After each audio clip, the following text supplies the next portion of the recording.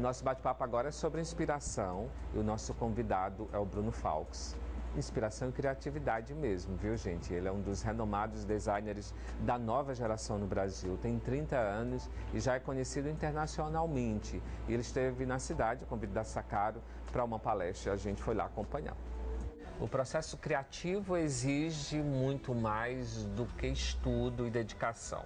É um dom também, é vocação, e a gente vai falar agora sobre o processo criativo, que não é diferente, é uma arte também, né? No design, com o Bruno Falks, que é catarinense e que já tem aí mais de 150 móveis assinados por ele. Detalhe, essa é uma paixão que começou bem cedo, né, Bruno? Eu queria que você falasse um pouco do seu fascínio pelo processo criativo de design em especial. Então, começou muito cedo mesmo. Começou desde a minha primeira lembrança de infância, um papel e um lápis fizeram parte de toda a minha história. Nisso eu sempre recordo uma época, eu devia ter uns 8 anos, e eu tinha parado de desenhar e minha mãe me deu um caderno em branco e um lápis e falou: menino, vai desenhar, por que tu parou de desenhar? É tão legal esse teu dom com desenho, não para de exercitar. E eu voltei a desenhar, e quando eu tinha que escolher a minha profissão, eu tinha só uma certeza: precisa ser na área criativa. Eu não conseguia me imaginar trabalhando com algo que eu não fosse apaixonado. Em nenhum momento eu pensei em estudar uma profissão em troca de um bom salário. É disso que você fala em palestras, em talk shows como hoje, né? Como é que as pessoas lidam e aceitam essas suas informações, essa sua experiência?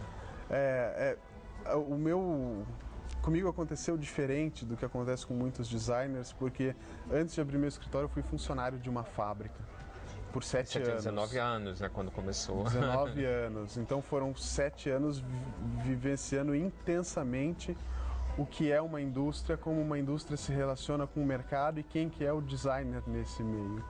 E isso me ajudou a ver muito o designer como um facilitador da indústria se comunicando com o mercado. Então, basicamente, eu passei a entender o designer como um tradutor da linguagem de indústria para a linguagem de mercado e como fazer um produto chegar no consumidor final da melhor maneira possível. Isso com arte, né? O seu estilo é mais contemporâneo? Como é que você classificaria? Em um momento, teve uma jornalista que disse que o meu estilo era o novo vintage. Eu achei legal a definição que ela usou, porque eu acredito seria que o novo clássico, mais ou menos. Eu vejo o meu desenho com uma influência grande do modernismo, que foi o movimento do mobiliário que surgiu com o Sérgio Rodrigues no Brasil, com o Oscar Niemeyer. E eu gosto muito do que aquilo ofertava esteticamente. E quando você olha um produto que foi criado em 1960 e esse produto continua sendo atual, isso é incrível e isso é sustentável, um produto que fica para sempre na casa das pessoas. Então, Bruno, isso me hoje você muito. trabalha para marcas famosas como a Sakaro. Você tem mais de 3 peças, é isso? Assinada para marca? Com a Sakaro são 4 peças. São 4 peças, uma está em desenvolvimento. É uma parceria de mais de 3 anos, né? Então, exatamente. E como é que isso acontece? Por exemplo, você que já apresentou trabalhos em feiras internacionais, isso inclui Milão, isso inclui New York, Paris. Como é trabalhar para essa demanda de mercado, de comércio, com esse foco internacional, já que a Sakaro está presente também pelo mundo? Foi muito legal o processo como se deu com a Sakaro. Eu recebi o convite para desenhar da Sakaro. Foi um convite inesperado para mim, porque eu vi a marca como uma marca super high-end de mercado e eu não tinha procurado eles me procuraram e isso me surpreendeu na época, me deixou muito feliz, porque a Sakaro não convida ninguém que o nome não esteja em plena evidência no mercado. E continuar, é sinal de que você continua crescendo. Exato, né? Eles convidarem para uma nova parceria longa. Eles convidarem para uma nova coleção é sinal de que o trabalho está dando resultado, né? Eu queria que você falasse um pouco mais sobre o seu processo criativo. Claro que você exige e se dedica a um trabalho de pesquisa, mas é um processo de emoção, de sofrimento, de dor. Como é que é isso? Você se dedica muito tempo para isso também? Eu acabo vivenciando isso sempre. Isso eu falo durante a palestra. Tem o head designer da Apple, chama Jonathan Ive. Em um documentário ele diz que todo profissional criativo sofre de uma maldição. E essa maldição é que você está constantemente projetando. Porque você olha um objeto e você reimagina aquele objeto, reprojeta ele em outro material, repensa ele como ele poderia ser se ele fosse diferente. Então, com isso, a tua mente está constantemente... Então, criação é dor também, não é? Totalmente, totalmente. No pain, no gain, né? Total, assim, porque... aí você tem uma frase de Thomas Edison que dizia que o momento genial, o momento da ideia genial, ele consiste em 90% transpiração, 10% inspiração.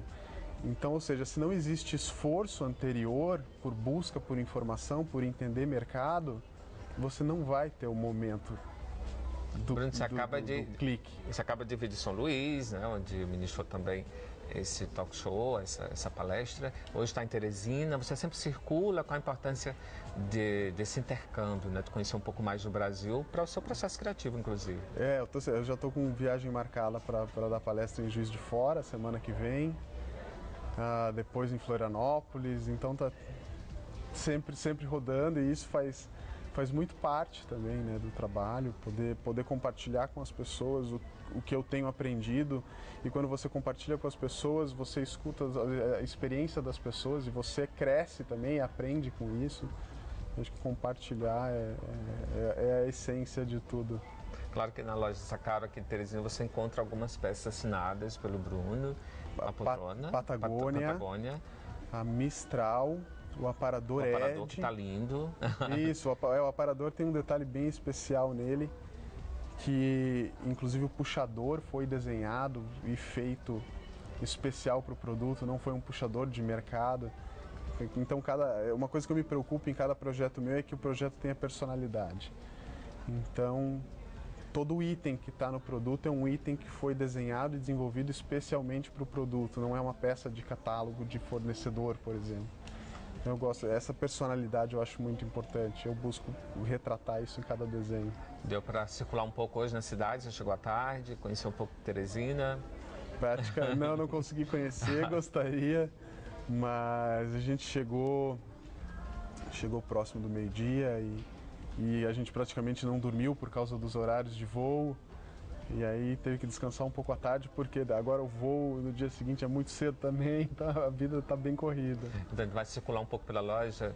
Bruno, eu queria que você apresentasse então a Patagônia, viu que está chiquérrimo. Eu quero que você vá até lá e fale um pouco desse design para os nossos telespectadores, viu? A gente agradece aí. Tá, joia, imagina, um prazer. Então, essa aqui é a poltrona Patagônia, a minha primeira cooperação junto com a Sakaro, que se originou do primeiro convite. A minha ideia, quando eu criei a peça, eu queria criar uma peça que fosse com madeira e couro. E eu gosto muito de criar o desenho à mão. Eu criei esse desenho à mão e quando eu terminei o desenho, eu percebi que a madeira e o couro eles estavam um pouco homogêneos demais. O que não é ruim, mas eu queria criar um detalhe extra que pudesse chamar a atenção. Foi quando eu tive a ideia de colocar esses botões dourados, que é latão polido, quase como se fosse o brinco que arremata uma moça se arrumando para uma festa, por exemplo. Eu queria algo que pudesse chamar a atenção das pessoas, que interagisse com o olhar e pudesse atrair as pessoas para perto. Eu acredito que esse contraste do couro, madeira e um metal conseguiu chegar nesse resultado.